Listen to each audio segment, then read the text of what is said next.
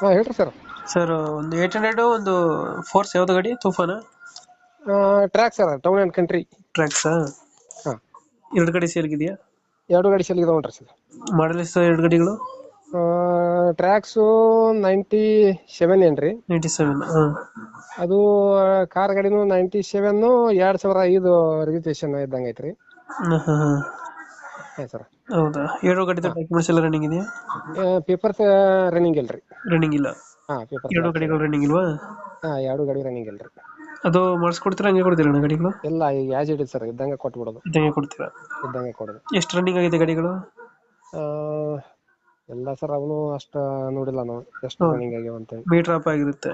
ಹೌದೌದು. ಗಾಡಿ ಕಂಡೀಷನ್ ಚೆನ್ನಾಗಿದೆ ಅಲ್ಲ? 800 ಕಾರ್ ಗಾಡಿ ಗುಡ್ ಕಂಡೀಷನ್ ಐತೆ ಸರ್. ಹಾಂ. ಎಲ್ಲ ರೀತಿಯಿಂದ ಬಾಡಿ ಶೇಪ್ ಗೀಪ್ ಎಲ್ಲ ಓಕೆ ಇದೆ. Tracks engine good condition